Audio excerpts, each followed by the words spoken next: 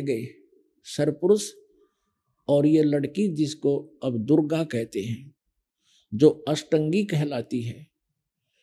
अब ये दोनों रहे तो लड़की युवा होने के कारण उसका रंग रूप निखरा हुआ था। तो पुण्यात्माओं, ये बलात्कार की जो बुराई हमारे अंदर घर की है सभी प्राणियों में, ये वहीं से रोग लगा था। अब जो जिस राजा यानी जिस भगवान के, जिस स्वामी के राज में हम रह रहे हैं, उस जैसा भाव सबका बन ही जाता है, यथा राजा तथा प्रजा। तो ज्योति निरंजन ने वहां उस लड़की के साथ बलात्कार करने की चेष्टा की।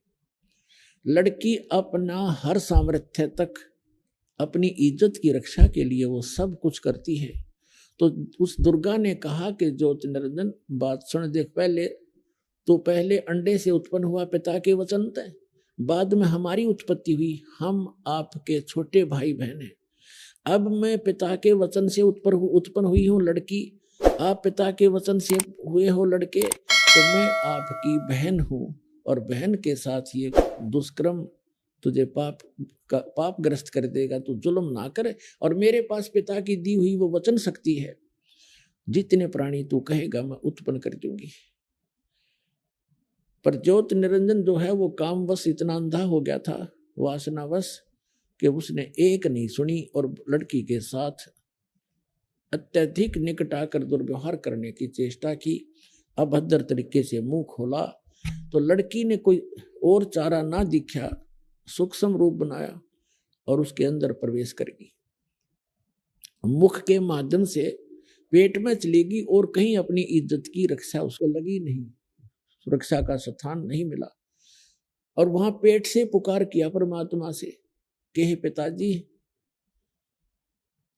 मेरी रक्षा करो, हे पिताजी मेरी रक्षा करो। परमात्मा को पता था कि इनको किसे लड्डू देगा, यूं आकर जाकर पता था पहले। तब परमात्मा अपने पुत्र जोगजीत का रूप बनाकर, जो प्रथम सबसे पहले 16 उत्पन्न किए थे, उनमें से सहजदास, जोगजीत, अचिंत, तो जोगजीत का रूप बनाकर उस सरपुरुष के 21 ब्रह्मांड में प्रकट हो गए और कहा कि ज्योति निरंजन तने जुल्म कर दिया। ऐसे सच्चे लोक में जो ऐसा जुल्म करता है उसको बहुत भयंकर दंड मिलता है। सुन ले आदेश परम पिता का, आज से तेरा नाम काल होगा। 1 लाख मानव शरीरधारी प्राणियों का तो नित आहार किया करेगा। तूने इस लड़की को अपने निगल लिया, इसके साथ दुर्व्यवहार किया है, लड़की को उसके पेट से निकाल दिया, उसके पेट को चीर कर, और कहा कि तुम दोनों अब निकल जाओ 21 ब्रह्मांड को लेकर इस सच्चे लोक तय सतलोक से।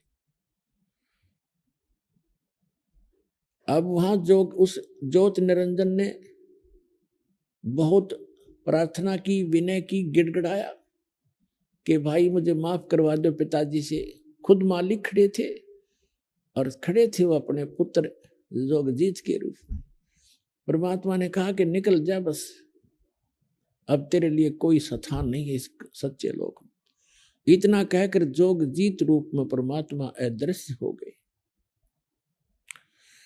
और ज्योति निरंजन के 21 ब्रह्मांड विमान की तरह चल पड़े। वहां से दुर्गा और वो दोनों ही रह गए। अब वहां से 16 शंख कोश की दूरी पर सतलोक के अंतिम छोर से, और ये 16 शंख कोश नील पद्म शंख इतनी दूरी पर आकर के 21 ब्रह्मांड ये चक्कर लगाने लग गए। अब ज्योति निरंजन के मन में और ज्यादा क्रोध पैदा हो गया और उसने ठान ली कि जितने भी आत्माएं जन्म होंगे वो भगवान की आत्मा तो उसी की है, उनको सताऊंगा और उस सतपुरुष को यानी पिता को दुखी करूंगा, उनकी आत्माओं को खूब सताऊंगा। अब उसके बाद उसने दुर्गा के साथ फिर से वही अपनी इच्छा पूर्ति करने की चेष्टा की। लड़की ने फिर से विनय किया कि ज्योति निरंजन मेरे पास वचन शक्ति है। आपको सृष्टि चाहिए, मैं सृष्टि रच दूंगी, आप ये जुल्म ना करो। देखो पहले तो आप मेरे बड़े भाई और मैं आपकी छोटी बहन, दूसरे में आपके पेट से बाहर आई हूं, आपकी बेटी होगी। यानी उसने हर कोशिश की किसी तरह इसकी बुद्धि ठिकाने आ जा। दुर्गा ने खूब चेष्टा की पर वो नहीं माना।